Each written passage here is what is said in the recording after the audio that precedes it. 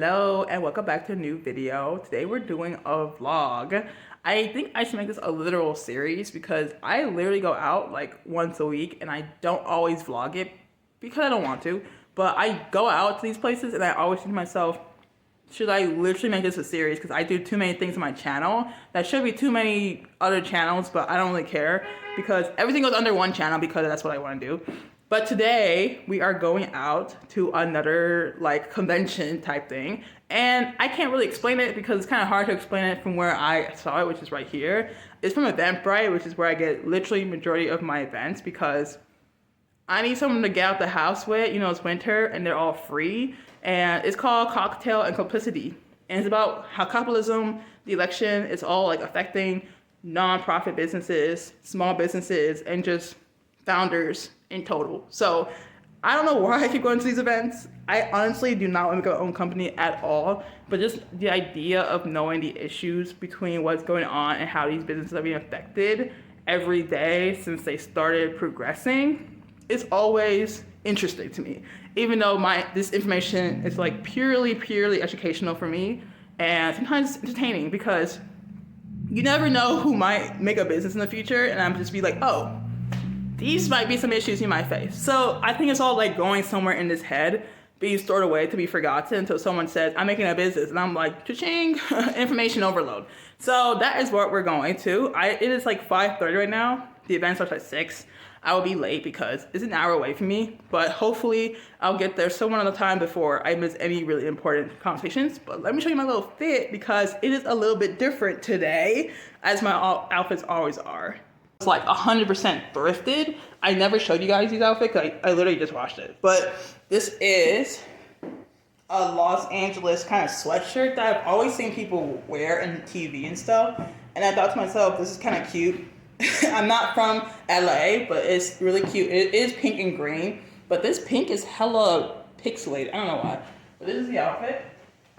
And then the pants are just random blue pants. They're like cargo pants. They use like this special buckle right here. So it's just like a string pants, like a jogger plus cargo. It is really nice. And then it's just my regular shoes. They also cut at the ankles. But yeah, that's really all of that. We're gonna start going now because the sun's about to set, because it's 5:30 here. And I need to start going. And luckily this event's only like 2 hours, so I'll be back home at like a reasonable time for once and not like 2 o'clock in the morning, I hope. Let's start going. All right, see you there.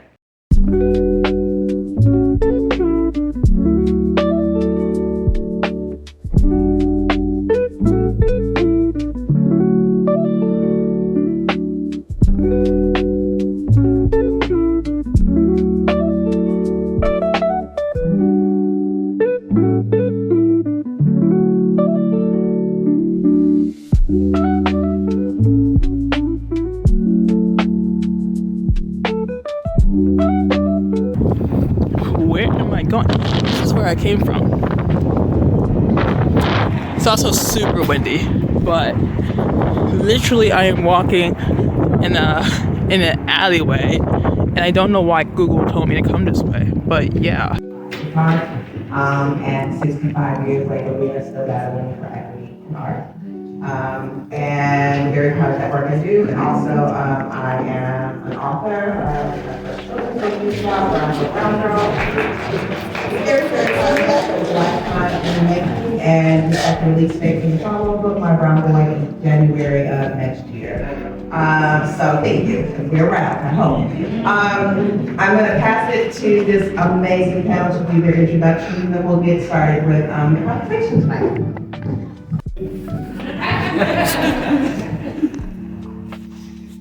The impacts are broad. There's a lot of fear, there's a lot of uncertainty, there are a lot of people who weren't showing up before, who no longer showing up there.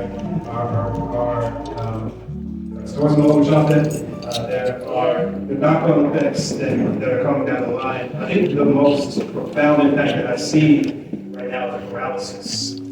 Because every day you wake up, you hear 5 different things that are happening that all sound dangerous and threatening and awful.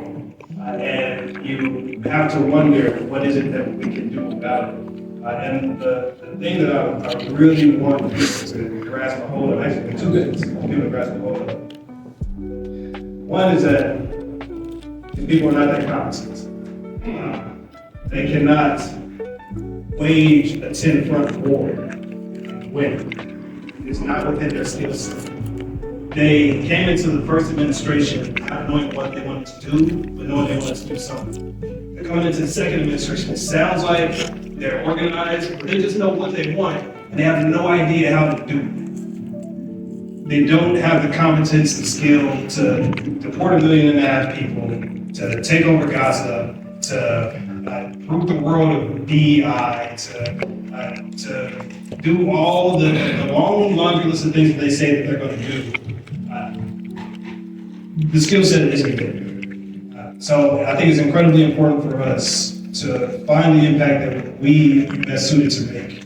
Move in the lanes that we are competent in, to build a resistance, to build community, to move the world forward in ways that are important to us. We all have gifts that we get to bring into this work. But that paralysis comes from the belief that they can do the things that they say they can do. And they can't do that without us. And they're not going to have us. Look like we're planning to be a nonprofit. What are the changes that you are anticipating? And let me also say this. These are questions that we put together that we want to talk about. If they're things too close to home and you do not want to answer something, you write the bill, try to figure that out for your organization yourself, that is okay. We can pivot something else. I got lots of questions about the numbers. But I also just want to acknowledge that all three of us are leading organizations and your questions. I think so. Just to your point around like all the feminine emotion, right? Like, unfortunately, and maybe even fortunately, I don't know. Hard to tell so far. Is that like as people of color in this country, it's kind of like just the shit that we've been on since just ever, right? Like, I don't know that there's ever been a point in time where any demographic like of people of color in this country haven't had to figure out how to pivot the next wave of white supremacist shit and having to figure out like how we have to survive another era of like terror, right? Because at the end of the day, that's what it is. Like, I think that like we've gotten comfortable with just like not naming it what it is. Like we live in a terror state. Like we live in a terror state as like people of color in this country, as like non-rich people in this country, right? And I don't know that we've ever, as people of color, any demographic of people of color that have been in this country have not experienced terror at the hands of white supremacy. So I think that we are in another cycle of this same theme that we've just experienced over and over again. I think like so yes, like we can honor those things that are happening that are good, right? I think my background, and I was sharing this earlier today, I was at the University of Chicago having another conversation before this, right? Was that like my work started in youth development and particularly in youth organizing. So to me, it's like young people have always been with the shits. Like young people have always been with the shits. And if we look at history, it's always young people, right? It's always young people who have like mobilized. It's always young people who say like actually no, right? It's always young people who are the ones on the front lines because I mean, like to be honest, as adults, they have the least to lose. Yeah, they have the least to lose, and as the older we get more scared because we have more to lose, and it's always young people who are on the front lines, right? So like, while it's like, I mean, I have kids, right? So I'm always like, oh my god, my kids. But at the same time, I'm like, it's them, right? It's them that are moving us forward, and we in the positions that we are in, like, we have to back them up. From the free edge of your toenail to the delicate curls at the ends of your hair, you are loved. In the spaces between the pain of life, between the joy, between the revolutions, between the births, between the deaths, you are the threads that weave the moments into movements. You are loved. Without the world stamp, without envy's curse. Black woman, you are loved deep like the earth's core, expansively like galaxies yet discovered. You are loved with infinite awe. You are loved. That was beautiful.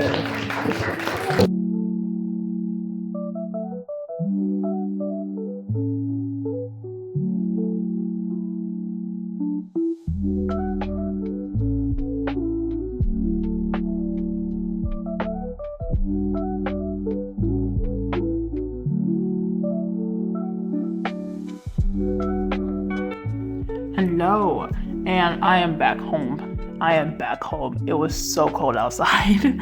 I am back home. You can't tell, but my nose is like kind of red right now. It is so cold outside. Anyway, I'm home, clearly, as I said twice. And honestly, the event, just a little quick rundown of what it was if you were confused. Like, I definitely did not know what I was walking into. I'm pretty sure I said this was about a series about how to, do something with nonprofit business and capitalism. And I was like, okay, yeah, must be about how to be an entrepreneur or something. Oh my God, a lot more political. I like that, don't get me wrong. I was pleasantly surprised. I did not expect it to be that way, but I'm pretty sure I came out of this with a lot more, like, I wouldn't say action, but a lot more informative response to a lot of things. Because before, when I was walking in here, I was like, I don't think this is going to be helpful, but I'd love to know more about businesses, how they work, and everything about them, whatever. Yikes, you know what I'm saying? I love businesses. I would never make one, but I like to know, the process, the struggles, the challenges, the success stories, whatever. It's just really nice to be a part of, like, their world, whatever. But coming into it, it was a lot more, like, in depth about, like, what they were going through and the issues they're going through because of the election with the EI and the cutback of funding and all this other stuff that's been going on literally in the past 2 weeks, which is like insane. So it's been 2 weeks, but also not great.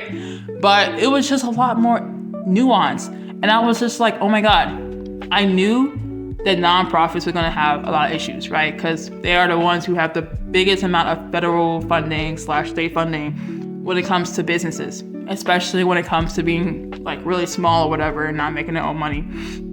But I just never knew that like so many businesses had to choose falling between the lines of their stakeholders and have them realize like, hey, we are going to align with whatever you think DI is to you or whatever, and we'll just cut back just to get that funding, or we'll just scale away from those stakeholders and go for people who are more valuable for what our core audience is, right? Whatever. And I was just like, that is so true. And it's not that I didn't see it before, right? Because you hear about, as you saw in one of the clips, they were talking about Target. And they were talking about how a lot of people were going to boycott Target, or like because Target came with a DEI program, a lot of things were going to change. And they were even in the midst of like reverting back because a lot of the stakeholders who invested in the DEI is like, what are you doing? And the people who shop there are like, we're just going to boycott. But I never realized, because one thing I realized about Target is that within the DEI program, this is a little thing I knew before coming here, but within their program, they had a lot of small businesses that were like a part of them, right? A lot of people of marginalized groups, whatever, and they were just like a part of stores. If you go in there, you see sections made for them to like highlight what they have, and you can see like their prices and their items, and you're like, oh, this is great, like something for me if I am that like group or an ally or whatever, right? Something to like buy from. Instead of going to a small business and like thinking about where they are or whatever, you can go to like Target, Ulta, Sephora, and be like, oh, look, they are partnering up with them. It's wonderful, beautiful. But Target and Walmart and all these other, some of these big corporations are like scaling back. And a part of their scaling back is to legit remove not remove the items because they are still partnering up with these small businesses, but remove the policies and the programs that even help them, like help these companies stay afloat and make money and even alert their audience to be like, we're in Target. Like, that's amazing. And now people are boycotting, people are realizing like they can't be sustainable in Target anymore because if no one has a say in their program, they're not getting funded or they're not being supported, and they just have no growth. And they're probably just going to have to go back to being a lone business or, scale back to not having been a brick and mortar store, whatever's going to happen. And I've realized that as a consumer, because obviously doing our business, right? And I'm just like, oh, these companies they can leave Target, go to another company, do this or that. And it's obviously not that easy, especially when Target is such a big corporation versus like I don't know, Walgreens, which is shutting down for some reason. And just to have all that happen and Target just like losing, you know, whatever support they had within this organization, because obviously a lot of people probably don't care. They're like, whatever, as long as it's still in the store, whatever. And for the businesses themselves, they are always telling their consumers now to still shop because they still want their products to be bought. They still don't have a secondary option. They are still lucky to be in Target, even if they are like doing all this stuff. But from a nonprofit point of view, because these companies are obviously making money, they can't just say to their clients or to their employees like, hey, we're just gonna scale away from these like stakeholders or these funding that don't care for the people we serve or whatever. It doesn't have to be DEI. It could just be like anyone who falls in the effect of like being cut from federal funding, whatever. And it's just like, wow, you guys are dealing with so much more issues than what it seems, because you're obviously not making money of your own, so you have to rely on other people to make money, which is obviously what a nonprofit does. If they made money, they wouldn't be nonprofit, obviously. But for a lot of them, they can't just live as they do or live as a consumer and be like, I'll just not go with them. I'll go to another stakeholder, because you can't. You just can't. You just can't. So it definitely matters of like, what are you gonna do? What are you gonna do? What do you plan on fighting for? Do you want to fight for your values? Or do you want to fight to keep people a job? And if your job indirectly messes with their funding because they are not trying to go for that kind of funding or paying those fundings out anymore to you, like, how do you get those consumers? How do you get your clients? How do you get like people who bought from you or even support you to like fight back against it? And I'm just like, whoa, that's a lot of information for me on a Thursday night. But it does give me a lot of things to think about, which is quite interesting, because I usually hear about these things and I'm like, okay, well, I'm not going to be a bystander, but living in kind of like a blue state, there's a lot of ways for us to fight in these kind of battles. And while I'm not like super duper political, I do try to like keep up with a lot of things that are going on in the government, because it's a lot worse now than it was before. Even with like, if it's considered quote unquote good, it comes off as really, really bad. And then things get overturned, things get, like, the bans get banned, the tariffs get removed, everything gets paused, things that were told to you that were like crisis mode are now being like, oh, actually it's not that bad anymore. And it's like, why are you telling me in such a like reactive way? So everything's just like bombarding me, and I'm just like, ugh. I'll just be really passive, because nothing's gonna ruin my mental state because of this. But living in a blue state, I am lucky to like be able to have ways to like find ways to fight against things. And I definitely have been doing that in my own way, outside of like what I show you guys here, obviously. But even then, even when I voted and it didn't work out for me and others and whatever, but it definitely does show like being a little more, not reactive, but a lot more proactive. Obviously, you don't want to react to things after they occur. You want to make sure they don't occur to begin with. So yeah, I don't know what this means for me. I have to think a little bit of thinking, but this is like why I like going out and why I like doing these little events, because it's not just about, you know, even when I thought it wasn't going to be useful for me and I came out here thinking, oh, this is just going to be a nonprofit, how to make an entrepreneur money, whatever.